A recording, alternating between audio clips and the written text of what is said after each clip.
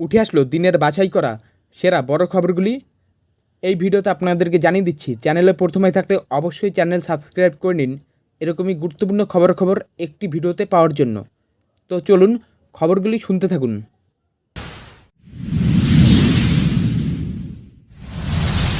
অনুব্রত মণ্ডলকে জামিন দিল সুপ্রিম কোর্ট, মানতে হবে দুটি শর্ত। ছাড়া পাবেন কবে? গরুপাচার মামলায় অবশেষে বীরভূমের জেলা তৃণমূল সভাপতি অনুব্রত মণ্ডলকে জামিন দিল সুপ্রিম কোর্ট। গরুপাচার মামলায় শর্ত সাপেক্ষে জামিন পেলেন কেষ্ট। কী শর্ত? সুপ্রিম কোর্টের নির্দেশ, অনুব্রতকে তদন্তে সহযোগিতা করতে হবে এবং তাকে পাসপোর্ট জমা রাখতে হবে। প্রসঙ্গত 2022 সালের 11 আগস্ট গরু পাচার মামলায় গ্রেপ্তার হন অনুব্রত মণ্ডল। সুপ্রিম কোর্টের বিচারপতি বেলা এম ত্রিবেদীর বেঞ্চ গরু পাচার সংক্রান্ত সিবিআই মামলায় জামিন দিল অনুব্রতকে। একই সঙ্গে জামিনের অন্যতম শর্ত হিসেবে বলা হয়েছে, কোনো অবস্থাতেই তদন্তকে প্রভাবিত করবেন না অনুব্রত, কোনোভাবেই প্রত্যক্ষদর্শীদের প্রভাবিত করতে পারবেন না। তবে সিবিআই মামলায় জামিন হলেও ইডির মামলায় মেলেনি জামিন, আর সে কারণেই এখনই জেল মুক্তি নয় কেষ্টর। সুপ্রিম কোর্ট জানিয়েছে, জামিনের অন্যতম শর্ত, কোনো অবস্থাতেই তদন্তকে প্রভাবিত করবেন না অনুব্রত মণ্ডল, কোনোভাবেই প্রত্যক্ষদর্শীদের প্রভাবিত করতে পারবেন না। শুধু তাই নয়, অনুব্রত মণ্ডল নিম্ন আদালতের মামলা অনাবশ্যক দীর্ঘ করার জন্য কোনো আবেদন করতে পারবেন না।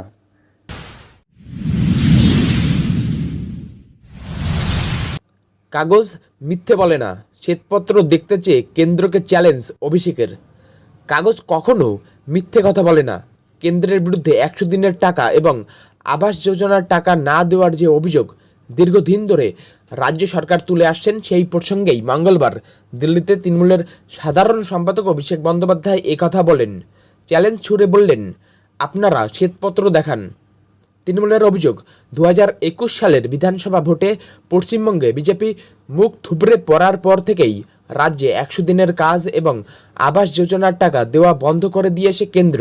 পাল্টা কেন্দ্র সরকারের দাবি, তারা রাজ্যকে টাকা সময় মতোই দিয়েছে, কিন্তু রাজ্য সরকার সেই টাকা নয়ছয় করেছে। কেন্দ্রীয় বঞ্চনার অভিযোগ ঘিরে রাজ্য এবং কেন্দ্রের এই তরজা বহুদিনের। সেই প্রসঙ্গে এদিন অভিষেক প্রধানমন্ত্রী নরেন্দ্র মোদী, অর্থমন্ত্রী নির্মলা সীতারামন এবং কেন্দ্র সরকারের অন্যান্য সাংসদদের উদ্দেশ্যে বলেন, আপনারা শ্বেতপত্র প্রকাশ করুন, তাতেই সব পরিষ্কার হয়ে যাবে।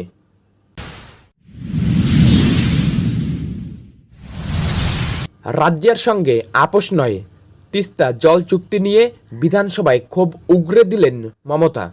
বিগত কিছুদিন ধরে বারে বারে আলোচনায় উঠে এসেছে তিস্তা জল চুক্তি। রাজ্যকে উপেক্ষা করে ফারাক্কা চুক্তির নবীকরণ এবং তিস্তা চুক্তি নিয়ে ভাবছে কেন্দ্র, এমনটাই দাবি করে এসেছে তৃণমূল সরকার। এবার এই বিষয়ে বিধানসভায় ক্ষোভ উগরে দিলেন মুখ্যমন্ত্রী মমতা বন্দ্যোপাধ্যায়। সাফ জানিয়ে দিয়েন, রাজ্যকে উপেক্ষা করে জল দেওয়া যাবে না। উত্তরবঙ্গে ভারী বর্ষায় বন্যা পরিস্থিতি তৈরি হয়, আর গরমকালে তা শুকিয়ে যায়। ফলে তিস্তার জল বাংলাদেশকে দিলে উত্তরবঙ্গের মানুষ জল পাবেন না বলে আশঙ্কা প্রকাশ করেন মুখ্যমন্ত্রী। এই প্রসঙ্গে বিধানসভায় দাঁড়িয়ে মুখ্যমন্ত্রী বলেন, বাংলাদেশের সঙ্গে ফারাক্কা ও তিস্তা চুক্তি নিয়ে আগেও প্রধানমন্ত্রীকে অনেক চিঠি দিয়েছি, প্রয়োজনে ইন্দো ভুটান নিয়েও বলবো। বাংলায় বন্যা হলে কেন্দ্রের তরফে কোনো আর্থিক সাহায্য পাওয়া যায় না। বাংলাকে বঞ্চিত করে বাংলাদেশকে অগ্রাধিকার দেওয়ার মতো একাধিক বিষয়গুলি নিয়ে কেন্দ্রকে তোপ দাগেন মমতা। মোদী সরকারকে খোঁচা দিয়ে এদিন মমতা বলেন, স্টেক হোল্ডারদেরও বৈঠকে রাখা হয়, এটাই নিয়ম। কিন্তু ফারাক্কা ও তিস্তা নিয়ে যখন বৈঠক হয় তখন আমাদের রাজ্যের কাউকে রাখাই হয় না। শুধু তাই নয়, কেন সিকিমে তিস্তার উপরে 14টা হাইডাল পাওয়ার করার অনুমতি দেওয়া হলো? প্রশ্ন তোলেন মুখ্যমন্ত্রী। সেই সঙ্গেই বাংলার স্বার্থের সঙ্গে কোনোভাবেই আপোষ করা যাবে না বলে স্পষ্ট জানিয়ে দেন মমতা।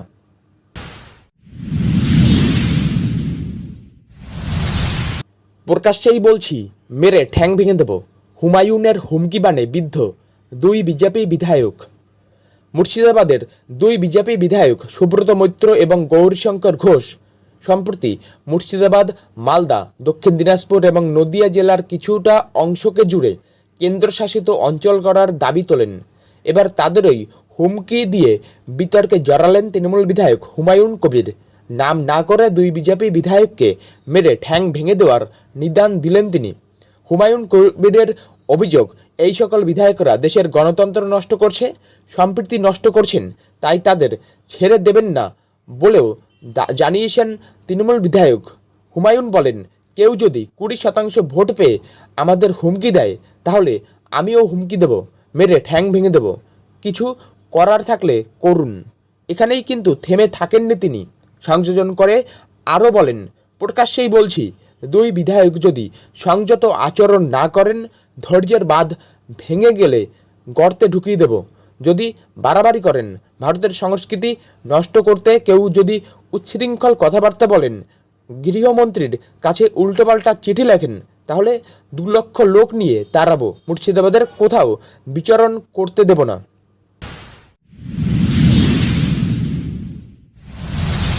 পশ্চিমবঙ্গের মুখ্যমন্ত্রী ফাইটার, সংসদে দাঁড়িয়ে বললেন নির্মলা।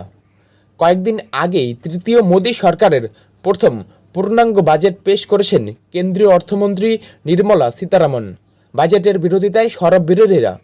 আর এই বাজেট নিয়ে আলোচনা করতে গিয়েই নির্মলা সীতারামনের দেশীয় বিশ্ববিদ্যালয়ের পড়াশোনার প্রসঙ্গ তুলে খোঁচা দিয়েছিলেন তৃণমূলের বর্ষিয়ান সাংসদ সৌগত রায়। দেশের দুই প্রাক্তন অর্থমন্ত্রীর প্রসঙ্গ তুলে তৃণমূল সাংসদ বলেন, তাদের মতো বিদেশি ডিগ্রি নেই নির্মলা সীতারামনের, তাই তিনি নতুন ও উদ্ভাবনী ভাবনা কিছু আনতে পারছেন না। এবার সেই প্রসঙ্গেই সংসদে দাঁড়িয়ে তৃণমূল সাংসদকে জবাব দিলেন কেন্দ্রীয় অর্থমন্ত্রী। আর সেই জবাব দিতে গিয়েই পশ্চিমবঙ্গের মুখ্যমন্ত্রী মমতা বন্দ্যোপাধ্যায়কে ফাইটার বলে উল্লেখ করেছেন। 23 জুলাই বাজেট পেশ করেছেন নির্মলা সীতারামন। এই নিয়ে টানা 7 বার বাজেট পেশ করলেন। তার এই বাজেটের বিরোধিতায় সরব হয়েছেন বিরোধীরা। সেই বাজেটের বিরোধিতা করতে গিয়েই প্রাক্তন অর্থমন্ত্রী তথা প্রাক্তন প্রধানমন্ত্রী মনমোহন সিং এবং প্রাক্তন অর্থমন্ত্রী পি চিদম্বরমের প্রসঙ্গ তোলেন সৌগত।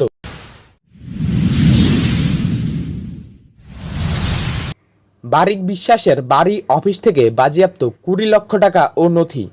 জ্যোতিপ্রিয় মল্লিক ঘনিষ্ঠ ব্যবসায়ী বারিক বিশ্বাসের বাড়ি অফিস থেকে উদ্ধার নগদ 20 লক্ষ টাকা। মঙ্গলবার সকালে বারিক বিশ্বাসের রাজারহাটের বাড়িসহ বারাসত, বসিরহাটের একাধিক ঠিকানায় চলেছে তল্লাশি অভিযান। প্রায় 14 ঘন্টা অতিক্রান্ত এখনও তল্লাশি চালাচ্ছে ইডি অফিসাররা। সূত্রের দাবি, রেশন দুর্নীতি মামলায় গ্রেপ্তার রাজ্যের প্রাক্তন খাদ্যমন্ত্রী জ্যোতিপ্রিয় মল্লিকের ঘনিষ্ঠ বলে পরিচিত এই বারিক মঙ্গলবার সকাল থেকে তার বাড়ি অফিস সংগ্রামপুরে বারিকের বাড়ি, তার চালকল সহ একাধিক ঠিকানায় তল্লাশি অভিযান চালায় ইডি। বারিক বিশ্বাসের রাজারহাটের বাড়ি অফিস থেকে উদ্ধার নগদ 20 লক্ষ টাকা বাজেয়াপ্ত করেছে তদন্তকারীরা। তল্লাশি অভিযানে রাইস মিল সংক্রান্ত একাধিক নথিও হাতে এসেছে ইডি আধিকারিকদের। এছাড়াও বেশ কিছু ইলেকট্রনিক্স ডিভাইস উদ্ধার হয়েছে।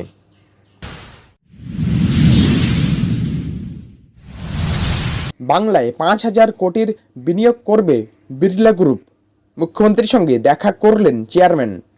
বাংলায় 5,000 কোটি টাকার বিনিয়োগ করতে চলেছে মুম্বাইয়ের বহুজাতিক সংস্থা আদিত্য বিড়লা গ্রুপ।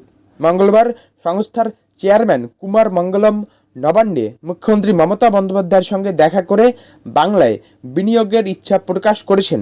সূত্রের খবর, বাংলায় সিমেন্ট এবং রং কারখানা তৈরির পাশাপাশি একটি বিশ্বমানের শিক্ষা প্রতিষ্ঠানও তৈরি করতে চায় সংশ্লিষ্ট সংস্থা। টুইটে এ খবর জানিয়েছেন মুখ্যমন্ত্রী মমতা বন্দ্যোপাধ্যায় নিজেই। টুইটে মুখ্যমন্ত্রী লিখেছেন, মঙ্গলবার বিড়লা গ্রুপের চেয়ারম্যানের সঙ্গে সৌজন্য সাক্ষাৎ হলো।